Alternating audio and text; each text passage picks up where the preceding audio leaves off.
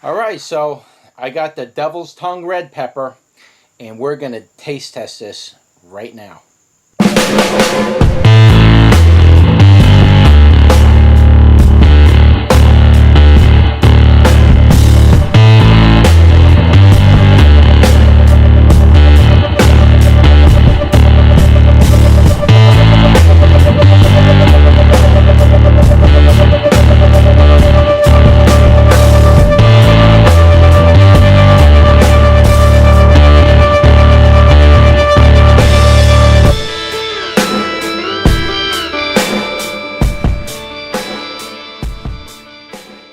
Okay, so here is the devil's tongue red version.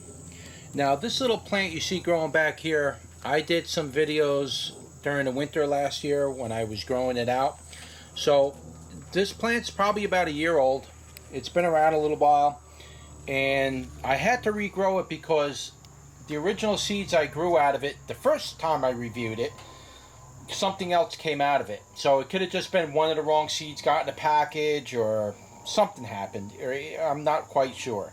So I had to regrow it again this year and see if it phenotyped correctly, and apparently it did. So I'll be wintering this over again this year. Being it's such a small plant, it won't be a problem for me to winter this one. So why don't we pick one of these? But I just wanted to show it to you on the plant like this. See, isn't that gorgeous? That's the devil's tongue. Okay, and as far as the plant profile goes, there is absolutely no purpling on the stem at all on it. And the leaves are of a regular leaf type. Okay, you got your narrow, then you got your broad leaf type, then you have regular pepper leaf type. So the leaves generally, they form like a decent shape on it, and they're not wide or puffy. They're not really skinny and narrow. They're right in the middle. So it's just a regular leaf type. And this plant doesn't really get too much bigger than what you see here, because this has been growing for a while. It should have gotten a little bigger than this, but we'll pick one of these anyway. So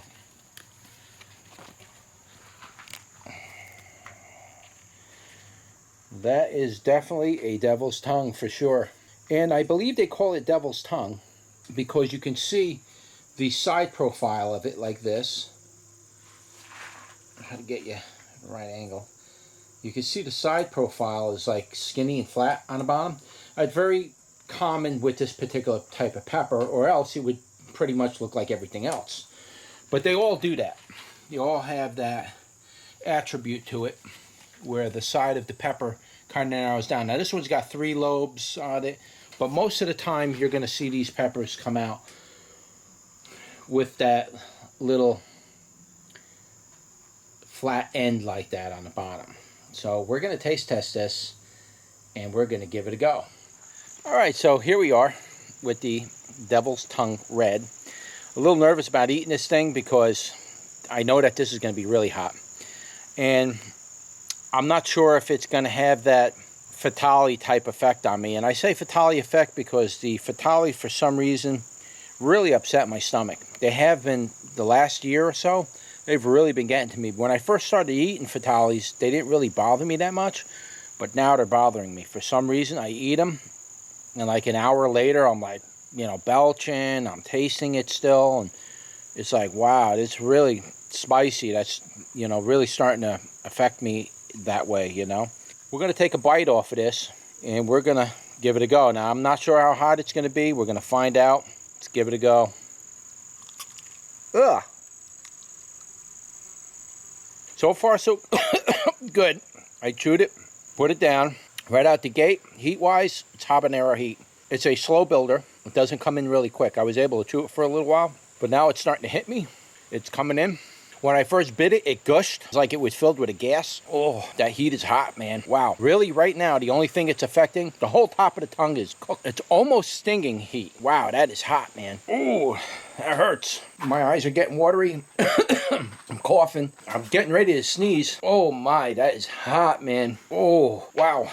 I don't think I could eat the rest of this thing. Whew, the whole top of the tongue is burned. Painful heat, painful. This one's hard. A slight gut cramp on this one. Whoa. All right. The taste, from what I remember, my mouth is salivating like crazy. The taste, from what I remember, was very habanero fruity type taste. A little different though. A little bit different than a habanero taste. But it was generally fruity like a habanero. Taste came and gone. It's not sticking around in my mouth like a Fatalii. Like I told you, I eat the Fatalii. I taste it over and over and over. Oh man, my eyes are definitely watering. Oh, this one's painful. Ouch. Scoville-wise, I'm going to put this up there. I'm going to put this like around 300,000. Burning hot habanero. High end of the habanero. The highest end, actually. Whew. It's so painful on the tongue that my tongue is throbbing, believe it or not. And I'm salivating like crazy. Wow. But the taste is very nice. What I like about it is the taste kind of comes, does its thing, and it goes. I don't want to have to taste it over and over and over. I don't like that effect on any kind of food I eat. I want to eat it, I want to taste it, I want to enjoy it, and I want you to go away. I don't want to keep tasting you. Whew, there's no way I'm going to be able to finish that thing. Whoa. That was only half the pepper, too. Wow, man, that was way too much. And I've been eating a lot of salsa lately because the tomatoes are coming in and the onions and stuff are all coming in, so I can make a good salsa. And I've been adding the real hot ones to my salsa, like the Nagalahs, Reapers, even the Fatalii I have tried already in it. But I get that Fatalii effect even in the salsa. But yeah, I've been adding a lot of these really hot peppers, so you think my heat level would be able to tolerate something like this. This was hot, man. Wow. Almost a gut cramp on that. But I ate a couple of handfuls of trail mix that has peanuts in it, some chocolate, and so that's kind of a good base. So when this thing lands in there, it doesn't make you want to heave right away, you know? Wow. That was very, very hot. Burning my lips, too. That's something else I should know. I don't usually get lip burn. If the peppers are really hot, I could bite into a Nagalah, and that'll burn the ever-living life out of you. I don't get lip burn from it. It burns the whole inside of the mouth, screaming down your throat, but don't get lip burn. I don't know. Certain peppers burn the lips right away. This is burning the lips. Whew, it's coming down now. The flavor of it really wasn't that bad. It was very fruity, though. It was very fruity. No overtones or undertones that are unpleasant. Very habanero type fruitiness. Comes and goes. Didn't stick around. And then the heat kicks in. The heat is sort of a creeper heat. You don't feel it at first. I chewed the whole thing up. Chewed it. I felt the heat coming on, but it wasn't like screaming heat. After I chewed it, after I swallowed it, that's when it kicked in. Ooh, the taste of it wasn't bad. I wouldn't like go out of my way to eat these things by themselves.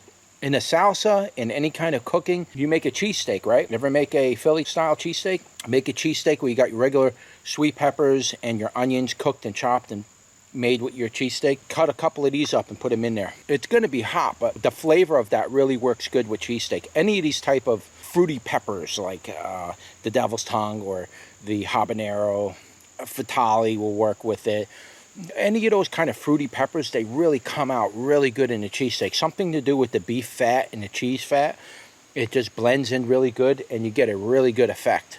Guys, let me tell you, you want to try a hot pepper and you're not willing to go to that really next level of million BTU, I'm telling you, this is probably like 300,000, the high end of the habanero heat range, which is like 100,000 to 350,000. This is like the later end of that. This is like 300, 350, might even be going into the next level. This was very hot, very stinging, burned the lips, burned the tongue, nice fruity flavor, good carry through. Excellent. I think this would go excellent with a lot of dishes, especially meat dishes or anything with cheese in it that has that fat. It could absorb that flavor a little bit. I'm getting ready to belch, so I don't want to do it on camera. Anything that carries that fat, where this could sink into the fat and kind of mellow out with the fat, oh, that would go so good with it. Believe me when I tell you. I like good food. I like good cooking. I like to add hot peppers to good cooking, only to enhance the flavor, not really to make it better than it is. He won't cook it for me. I chop it up and add it in there because I asked him to do that. He says it gets on his knife and it burns all his customers. Because he did it for me one time with a Trinidad scorpion. He complained that, other people were saying, our lips are burning. Because it stays on the knife, He won't do it no more. I cut them up. I put them on there. Throw it in the toaster oven for a minute. Heat it up a little bit longer. Let it mellow into that meat. A lot of times I'll buy a cheesesteak the day before. I'll chop these up, put it on there, wrap it back up, let it sit overnight. That flavor will marinate through the meat and the cut up onions that are already grilled and everything. Marinate, it'll mellow in there and it's so good. And it's really hot. So I really like to do that. This would go really good with that type of application. Eating them by themselves really does it an injustice. I only do these reviews for the fun of it, really, but realistically, in a real application, it's a totally different world when you add this to cooking. When you add it to salsa, salads, any kind of sauteed food, and you add this to it, it changes the dynamics of it. Yeah, the heat is going to be there, but the flavors infuse and they change. So it's really hard to say, hey, you know, this pepper tastes like this, and it really does the pepper a lot of injustice. And that's why I like to tell you how to apply it to food, or what I think it would go good with food, because for me, just to do a pepper taste and then you see me all water-eyed and screaming and burning, it just doesn't do the pepper justice. It might even scare you away, and I don't want to scare you away. I want you to actually grow these, and don't be afraid to apply it to cooking. A lot of times with these peppers, especially these really hot ones, you add them to salsas or something like that, you let them sit overnight and mellow. The next day, they're not even half as hot. They really mellow out a lot. It really does. So you can do that if you're worried about the intense heat, but you want the flavor. Just let it sit overnight. Let it marinate into the other food in the cooking. The heat will come down a little bit. I find that works for me, because not all the time I want to eat something and be like gut cramped all day, you know, because sometimes that will do that. That was my review for the Devil's Tongue Red pepper. If you've never grown this before, give it a go. If you like hot peppers, it's a good pepper to add to your repertoire. I would recommend it. I liked it. It's a nice pepper. It doesn't have a long aftertaste. So if you like this video, don't forget to like, share, and subscribe. And I will see you on the next one. Take care.